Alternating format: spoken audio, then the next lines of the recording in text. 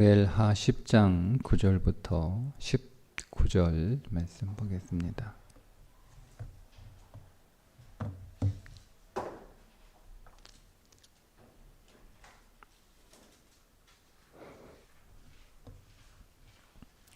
함께 읽습니다. 모압이 자기와 맞서 앞뒤에 친 적진을 보고 이스라엘의 선발한 자 중에서 또 엄선하여 아람 사람과 싸우려고 진치고 그 백성의 남은 자를 그 아우 아비새의 수하에 맡겨 암몬 자손과 싸우려고 진치게 하고 이르되 만일 아람 사람이 나보다 강하면 네가 나를 돕고 만일 암몬 자손이 너보다 강하면 내가 가서 너를 도우리라. 너는 담대하라. 우리가 우리 백성과 우리 하나님의 성읍을 위하여 담대히 하자. 여호와께서 선히 여기시는 대로 행하시기를 원하노라 하고 요압과 그와 함께한 백성이 아람 사람을 대항하여 나누려고 나아가니 그들이 그 앞에서 도망하고 암몬 자손은 아람 사람이 도망함을 보고 그들도 아비새 앞에서 도망하여 성읍으로 들어간지라. 요압이 암몬 자손을 떠나 예루살렘으로 돌아가니라. 아람 사람이 자기가 이스라엘 앞에서 패하였음을 보고 다 모임에 하다데셀이 사람을 보내 강 건너쪽에 있는 아람 사람을 불러내매 그들이 헬람에 이르니 하다데셀의 군사령관 소박이 그들을 거느린지라. 어떤 사람이 다윗에게 알림해 그가 온 이스라엘을 모으고 요단을 건너 헬람에 이르매 아람 사람들이 다윗을 향하여 진을 치고 더불어 싸우더니 아람 사람이 이스라엘 앞에서 도망한지라. 다윗이 아람 병거 700대와 마병 4만 명을 죽이고 또 그 군사령관 소박을 치매 거기서 죽으니라. 하달 에셀에게 속한 왕들이 자기가 이스라엘 앞에서 패함을 보고 이스라엘과 화친하고 숨기니 그러므로 아람 사람들이 두려워하여 다시는 암몬 자손을 돕지 아니하니라. 아멘. 아람 암몬 연합군과의 1차 전쟁에서 이스라엘군이 크게 승리를 하게 되는데 승리의 요인은 요압이라고 하는 장수의 탁월함도 아니고 또 이스라엘 군의 뛰어난 능력이 아니라 언약에 대한 그들의 믿음이었음을 12절에서 밝히고 있습니다. 12절에 보시면 요압이 이렇게 얘기합니다. 너는 담대하라. 우리가 우리 백성과 우리 하나님의 성읍들을 위하여 담대히 하자. 여호와께서 선히 여기시는 대로 행하시기를 원하노라. 요압이 담대하라고 격려하고 또 용기를 불어넣는 근거는 언약입니다. 그 언약에 관한 내용들이 12절 안에 나와 있는데 일단은 하나님의 성읍이라고 표현합니다. 하나님의 성읍이죠. 하나님과 언약을 맺은 성읍이라는 뜻이에요. 그래서 우리는 담대해야 된다라고 얘기합니다. 그리고 나서 또 담대하라는 말이 반복이 되는데 담대히 하자. 여호와께서 선히 여기시는 대로 행하시기를 원하노라. 마치 이 원하노라라고 하는 단어 때문에 여호와께서 우리에게 선을 베풀어 주셨으면 좋겠다라고 하는 기원처럼 들립니다. 근데 여러분 이 원하노라라고 하는 단어는요 행하다라는 뜻입니다. 그러니까 이거를 다시 이렇게 원문의 원 단어의 뉘앙스에 맞춰서 다시 번역을 하면 그가 행하실 거라는 거예요. 여호와께서 선히 여기시는 대로 행하실 것이다. 그러니까 담대하라 라고 하는 거죠. 여호와께서 선히 여기시는 것을 행하실 것이기 때문에 담대하라 이렇게 얘기하는데, 그러면 여호와께서 선히 여기시는 게 뭐냐면, 이걸 다시 번역하면 여호와의 기준에 맞게 행하실 것이다. 그러니까 담대하라 이렇게 말하고 있는 거거든요. 그러면 여호와의 기준이 뭐예요? 여러분, 여호와께서 이스라엘 백성들을 어떤 기준으로 대하십니까?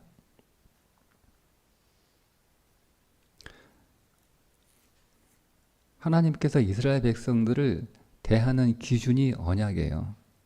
그 언약을 기준으로 하나님은 자신의 백성들을 대하십니다.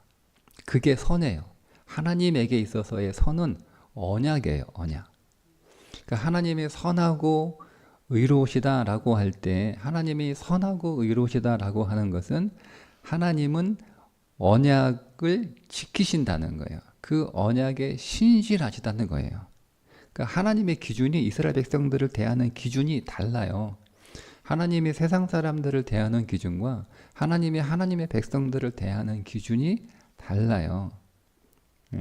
하나님이 세상 사람들과 똑같은 식으로 우리를 대하면 그건 우리에게 하나님이 아버지이실 수가 없죠. 그러니까 여러분, 우리가 우리 자녀를 대하는 것과 우리 자녀가 아닌 아이들을 대하는 게 똑같습니까? 기준이 다르잖아요. 부모가 자기 자식을 대하는 기준과 부모가 남의 아이를 대하는 기준은 같을 수가 없어요. 부모가 남의 아이는 공정하게 대합니다. 남의 집 자식들은. 그런데 자기 자식은 어떻게 대하죠? 편들어 주잖아요. 자기 자식은 부모가 편들어 줍니다. 그게 부모의 의입니다. 그런 것처럼 하나님의 백성을 대하는 기준과 하나님의 백성이 아닌 자를 대하는 기준이 달라요. 근데 우리가 그런 하나님을 보고 불의하다 이렇게 말할 수 없는 거죠. 말씀드린 것처럼 하나님의 공의는 하나님의 백성이 아닌 자들에게는 그 백성이 아닌 자들에게 그 공의를 쏟아부어요. 그런데 하나님의 백성인 자들에게, 하나님의 자녀인 자들에게는 하나님은 공의를 어디에 쏟아부어요? 자신에게 쏟아부어요. 그게 십자가잖아요. 그러니까 하나님은 우리를 편들어 주신다고 해서 하나님은 불의하신 분이 아니에요. 왜요? 하나님이 불공정하게 우리를 대하시는 건 아니잖아요. 사랑은 우리에게 쏟아부으시고 공의는 자신에게 쏟아부으셨잖아요. 그게 십자가란 말이에요. 그래서 그분이 의롭다라고 얘기하는 거예요. 그러니까 제가 부모를 예를 들었지만 그건 좀 불완전한 예죠. 왜냐하면 우리가 자식을 편들어 주기는 하지만 자식을 편들어 주면서 그 자식의 불의하는 것을 우리가 눈 감아주는 부모이기 때문에 우리는 불완전한 것이고, 자식을 편들어 준다라고 하는 면에서는 하나님을 닮았지만 자식의 그 불의함을 부모가 책임지지 않는다라고 하는 면에서는 하나님과는 좀 다른 거예요. 그러니까 우리 완전히 부모를 하나님께 대입하기에는 조금 무리가 있으나 편들어 준다라는 그 면 안에서는 우리가 좀 쉽게 이해할 수 있는 것이고, 근데 그렇게 얘기하면 이제 세상 사람들이 또 교회 안에 사람들은 그럼 하나님이 불의한 거 아니냐, 하나님이 공의로워야지, 공정해야지, 그럼 그렇게 하나님 앞에 공정하고 이유를 한번 받아보세요.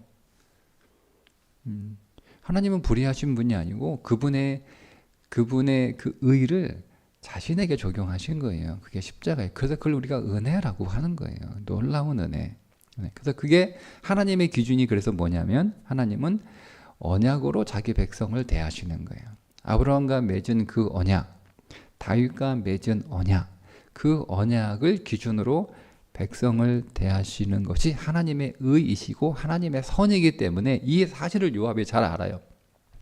그러니까 요압이 백성들에게, 야, 하나님이 오늘 우리에게 언약하셨으니까 그 언약을 하나님께서 이행하시는 것이 오늘 우리가 담대한 근거다. 그러니까 우리의 군사력이 담대한 근거도 아니고요. 우리의 뛰어난 전쟁 능력이 우리의 담대함의 근거도 아니에요. 그러니까 우리가 이 구조를 가지고 무슨 전략이나 무슨 전술이나 여러분 이렇게 해서 승리했다. 지금 매복의 전술에 빠진 거거든요. 모르고 간 거예요, 모르고. 앞에 있는 앞문만 보고 성문 앞에 나와 있는 앞문만 보고 이렇게 갔는데 아람의 군대가 들에 매복하고 있는 상태였거든요. 그래서 이제 앞문만 바라보고 쭉 가는데 갑자기 뒤에서 아람이 툭 튀어나오니까 지금 요압이 동생 아비새한테 야, 안 되겠다. 나는 앞문하고 갈 테니까 너는 뒤에 있는 모병들하고 싸워라. 응? 그렇게 싸우다가 한쪽이 조금 힘들면 서로 돕자. 그 전술이잖아요. 그 전술로 이겼다라고 이 본문을 해석하면 잘못 보고 있는 거예요. 성경은 전쟁의 전술을 얘기하고 있지 않아요. 그 12절은 정확하게 요압이 전술로 이긴 게 아니고 전략으로 이긴 게 아니고 무슨 뭐 전쟁을 이기고자 하는 그 간절한 뭐 열망이나 뭐 이런 거 가지고 이긴 게 아니고 정확하게 성경은 요압은 하나님의 언약에 대한 확신 안에서 그 전쟁에 임했기 때문에 담대하라고 말할 수 있었던 것이고 그 언약에 대한 믿음이 그에게 담대함, 또 그 백성들에게 나간 전쟁의 군인들에게 담대함에 대해서 승리하게 되었다라는 것을 말씀하고 있습니다. 12절을 잘 우리가 좀 이해했으면 좋겠고요. 그렇게 1차 전쟁에서 크게 승리를 하고 반면에 이제 아람과 암몬 연합군은 크게 패배하게 되죠. 근데 문제는 이제 그 다음입니다. 용병으로 나간 아람이 패배한 거잖아요. 근데 여러분 이 패배는 잘 보세요. 언약 앞에서 패배한 거예요. 언약 앞에서. 우리의 패배는 우리의 무능이나 우리의 실력 없음이 아니에요. 우리가 패배하면 하나님의 언약을 믿지 못하는 하나님의 언약 앞에서 패배한 거예요. 이걸 잘 이해하셔야 돼요. 그거를 제가 설명을 해드리겠습니다. 아람은 자기가 하나님과 이스라엘 백성들이 맺은 그 언약 앞에서 패배하는 것인데 그것도 모르고 자기가 힘이 약해서 패배한 줄 알아요. 그래서 아람의 하다데셀이 자존심을 회복하기 위해서 이게 여러분 우리가 우리 힘으로 우리 능력으로 내가 있는 자원, 내가 있는 모든 것들을 다 동원하고 끌어모아서 내가 씨름을 했는데 전쟁을 했는데 패배하면 자존심이 상하거든요. 그게 이제 그 아람 하다레셀의 심정이에요. 그러니까 아니 이거는 단순히 우리가 용병으로 아람을 그 지원해서 돈을 받고 나가 싸운 전쟁이긴 하지만 우리가 이렇게 크게 진 것은 이 민족적 그 자신들의 민족적인 이 아람의 수치다. 그러니까 모든 아람들이요 다 일어나라 하고 모든 아람들을 다 불러 모읍니다. 그러니까 내가 이 힘이 약해서 내가 패배한 거야, 실패한 거야. 그러니까 내 힘을 다시 다 끌어모으는 거죠. 다 이제 그러면 이제 우리가 용병으로 나가서 진 거니까 이거 수치스러운 거예요. 그런데 우리가 용병이 아니라 전 아람이 다 출전하면 충분히 이길 수 있다라고 하는 생각을 하다레셀이 가지고 있는 거예요. 근데 문제는 뭐냐면 여러분 하다레셀은 앞에서 여러분 우리가 본 것처럼 이미 8장 3절과 8절에 보면 이미 하다레셀은 다윗과 패배하고 다윗과 조약을 맺죠. 다윗을 섬기겠다고 조약을 맺잖아요. 그런데 이제 하다레셀이 그렇게 순순히 그 약속을 지킬 수 있는 사람이 아니라는 걸 분명히 다윗이 알기 때문에 하다레셀은 수비대를 둡니다. 늘 감시를 하는 거예요. 네. 그런 것처럼 하다레셀이 다윗과 종주권 언약을 맺었어요. 근데 그 언약을 깨잖아요. 종주권 언약을 맺었단 말이에요. 하다레셀이. 그러니까 그 언약을 깬 그 언약을 이제는 이 암몬의 전쟁은 뭐 언약을 잘 모르거나 언약을 잘 이해하지 못하는 그런 것으로 우리가 뭐 이렇게 이해를 한다면 이 두 번째 전쟁은요 정면으로 언약을 깨는 거예요. 그러니까 그렇게 정면으로 언약을 깼을 때 어떤 일이 벌어지는가를 잘 보여주는 건데, 자, 이렇게 하닷 에셀이 전 아람을 동원해서 다시 힘을 모아 이제 다윗과 전쟁을 하는 거죠. 그러니까 엄청난 죽은 자가 4만 명이니까, 그러니까 이제는 다윗이 출전을 하는 거예요. 다윗이 그 다윗이 출전을 해서 결국 아람은 완전히 대패합니다. 어느 정도로 대패하냐면, 자, 19절에 보면 이렇게 나와 있죠. 하닷에셀에 속한 왕들이 자기가 이스라엘 앞에서 패함을 보고 이스라엘과 화친하고 섬기니, 자, 이제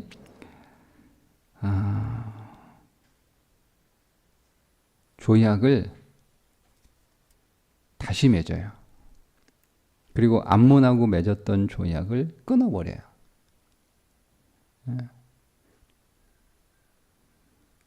여러분, 하나님의 언약 앞에서 우리가 패배하면, 그러니까 우리의 패배는 우리의 능력의 패배가 아니에요. 우리가 믿음 앞에서 패배한 거예요. 그러니까 우리는 우리가 싸우고 있는 대상이 눈에 보이는, 그러니까 쉽게 얘기하면 우리가 싸우고 있는 대상이 우리 눈에 보이는 우리를 대적하는 것들이 아니에요. 우리는 믿음하고 싸우고 있는 거고, 우리는 그 믿음 앞에서 승리하거나 그 믿음 앞에서 패배하는 거예요.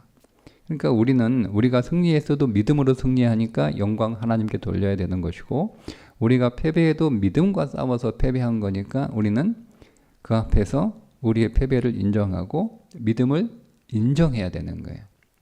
그런데 대부분 그렇게 하지 않고 우리가 믿음 앞에서 싸우는 것임에도 불구하고 믿음으로 승리했는데도 내가 승리한 줄 알고 자기 영광에 도취해 있고, 믿음과 패배하는 것임에도 불구하고 자기 능력으로 패배한 줄 알고 자기 능력을 더 키우는 일에 애를 쓴단 말이에요. 결국 더 망하는 거예요. 결국 더 패배하는 길밖에 없어요. 그때 오늘 우리는 믿음으로 이겼기 때문에 믿음을 주신 하나님께 영광을 돌리는 삶을 살아가고, 또 믿음 앞에서 패배했기 때문에 믿음을 더 얻으려고 하는 노력을 해야 되거든요. 그런데 그렇게 하지 않아요. 그래서 두 번째 싸움이 일어나게 되고, 그 싸움은 이제는 다윗이 나온다니까요. 요압이 나오는 게 아니고. 그리고 나서 더 완전히 박살나는 거예요. 그렇게 더 완전히 깨지고 나서 이제 뭘 하냐, 이제 19절은 잘한 거란 말이에요. 그래서 다시 조약을, 다시 언약. 그러니까 우리가 패배하고 나서 다시 언약으로 돌아가야 돼요. 우리의 삶의 안전망은 하나님이 나에게 약속하신 언약이라는 거예요. 그리고 우리가 그 전에 맺었던 언약들이 있죠. 하나님과 우리는 보통 나 혼자 그렇게 아무하고도 그 언약을 맺지 않고 살아가는 삶은 사실은 드물어요. 우리는 다 뭔가 약속을 맺고 있어요. 뭔가 돈하고 약속을 맺고 있든, 내 지식하고 약속을 맺든, 내 경험하고 약속을 맺든, 아니면 뭐 나를 도와주는 어떤 사람들하고 다 우리가 약속을 맺고, 그 약속에 근거해서 우리가 이 땅을 살아가는 건, 대부분의 사람들이 돈하고 약속한 사람은 돈을 믿는 거잖아요. 그러니까 돈이 약속을 지킬 거라는 거죠. 그러니까 돈은 속이지 않는다는 거예요. 그래서 우리가 돈하고 약속을 믿고 살아가. 근데 여러분, 돈은 속이지 않는다라고 확신했는데 돈이 우리를 속이거든요. 그러니까 오늘 우리의 지식이나 우리의 경험이나 뭐 이런 것들이 우리에게 약속을 주잖아요. 지식이 우리에게 뭔가를 약속을 하고, 우리의 경험이 우리에게 뭔가를 약속한단 말이에요. 근데 우리는 그것은 우리를 속이지 않을 거라고 얘기하는데, 아니요, 그렇지 않습니다. 다 우리를 속입니다.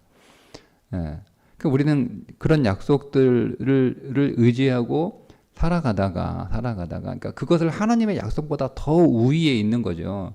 돈이 나에게 주는 약속이 하나님의 나에게 주신 그 언약보다 더 크고, 더 우위에 있는 거예요. 다른 것도 마찬가지고. 근데 그러다가 우리가 그거 믿고 살아가다가 하나님의 언약은 무시하고 과소평가하고 그 언약대로 살지 않는 삶을 살아가고, 다른 것들과 그 언약 안에서 그 언약을 믿고 살아가다가 크게 패한단 말이에요.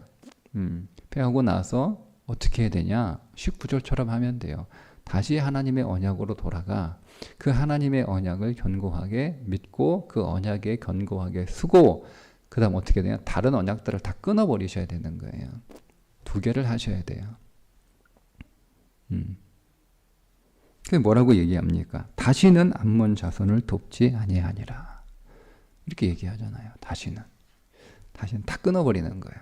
내가 이제 암몬하고는 상대하네. 내가 암몬하고는 언약하네. 암몬하고는 이제 그 어떤 약속도 하지 않아. 근데 여러분 이 암몬이 육신이잖아요. 그죠? 모압과 암몬이 육신에서 나온 두 조상이잖아요. 그러니까 우리는 우리의 모든 육신의 것들을, 육체의 것들을 우리는 다 끊어버려야 돼요. 우리가 그동안 우리 자신에게 믿고 있잖아요. 우리 자신을 믿고 있잖아요. 우리는 동시에 하나님도 믿으면서 우리는 동시에 우리 자신도 믿어요. 그런데 우리가 하나님이 오늘 우리 육신 위에 있는 게 아니고 우리 육신이 우리의 믿음 위에 있어요. 항상. 우리는 믿음을 키우는 게 아니라 우리의 육신을 더 강하고 우리 육신을 더 크게 만드는 일에 심지어 그 믿음을 씁니다. 근데 그걸 믿음이라고 성경은 말하지 않아요. 믿음은 정확하게 자기를 부인하는 거예요. 육체를 부인하는 거예요. 육체를 부정하는 거예요. 그러니까 육체에 대한 오늘 우리의 모든 신뢰를 우리는 다 끊어버려야 되는 거예요. 그리고 결국 우리가 의지할 것은 믿음이고 그 믿음은 하나님의 존재를 믿는 게 아니고 하나님이 우리에게 하신 약속을 믿는 거예요. 그 약속은 우리를 결코 배신하지 않는다. 하나님의 약속은 결코 우리를 배신하지 않습니다. 우리가 그 약속을 배신하는 거지 하나님이 우리에게 하신 언약을 배신하시는 일은 없어요. 그런 일은 없어요. 우리가 그 약속을 믿지 못하고 그 약속을 배신하는 거예요. 그게 다윗 이후에 솔로몬부터 빨리 보면 솔로몬 후반기가 그랬으니까 그때부터 계속 그걸 보여주는 거예요. 근데 이것을 하나의 모형으로 보여주는 게 11장에 나오는 다윗의 사건이에요. 그게 다윗이 언약을 깨트려 버리잖아요. 밧세바와 우리아가 맺은 언약 사이로 들어가서 그 언약을 파기시켜 버리잖아요. 그게 다윗의 이야기예요. 근데 이 일들이 이제 솔로몬 후반기에 나타나는 거예요. 언제까지? 바벨론에 끌려간 나라가 망할 때까지 그 일이 계속 반복이 돼요. 중간에 이제 그 언약을 회복하기 위해서 의로운 왕들이 뭐 서너 명 나오기는 하잖아요. 근데 그것 가지고는 안 되는 거죠. 그래서 다시 이제 하나님께서 그 언약을 회복하기 위해서 그들 안에 있는 모든 것들을 끊어내는 기간이 70년이에요. 그러니까 다 끊어내고 하나님이 다시 그들을 가나안 약속의 땅으로 불러서 다시 이제 언약을 회복하시는 게 그게 성전입니다. 성전을 건물을 짓는 게 아니에요. 그러니까 오늘 우리가 이 말씀 안에서 우리가 적용하고 묵상해야 될 건 여러분 우리에게 가장 위대한 자산 제가 계속 말씀드리죠. 우리에게 가장 여러분 좋은 자산이 있어요. 이게 하나님이 우리에게 주신 언약입니다. 그것보다 더 좋은 것은 우리에게 없습니다. 주 예수보다 더 귀한 것은 없네. 여러분 우리는 예수님이 2000년 전에 계신 분이고 우리 눈에 보이지 않으니까 우리가 그거를 부르면서도 잘 우리 마음에 와닿지 혹시 않으신다면 주 예수보다 귀한 건 없네를 언약으로 바꿔 부르시면 돼요. 우리에게 언약보다 귀한 것은 없습니다. 세상 다 버려도 그것만큼은 우리는 버릴 수 없습니다. 포기할 수 없습니다. 왜요? 그게 모든 우리의 자산 가운데 가장 뛰어난 자산이고 가장 보배로운 자산이고 가장 능력 있는 자산이기 때문에 그렇습니다. 우리가 그 언약 위에 더 세워지고 우리가 의지하고 있었던 다른 약속들을 우리가 하나씩 끊어내는 그게 믿음의 성장이고 믿음의 과정입니다. 오늘도 그 하루가 되시기를 주님의 이름으로 축복합니다. 기도하겠습니다. 하나님 오늘도 우리에게 언약을 다시 한번 가르쳐 주셔서 감사합니다. 우리가 이 땅에서 우리의 힘으로 싸우다가 실패할 때 그것이 자존심 상하는 것으로 여겨 오히려 더 힘을 모으는 일이 없도록 그때 우리가 하나님 앞에 엎드려 주님이 옳습니다. 주님이 맺으신 그 언약과 사랑 안에서 그 베푸신 은혜 안에서 신뢰하며 살아가겠습니다. 다시 결단하여 언약 위에 세워지고 언약으로 돌아가는 믿음의 삶이 되게 하여 주옵소서. 예수님의 이름으로 기도합니다. 아멘.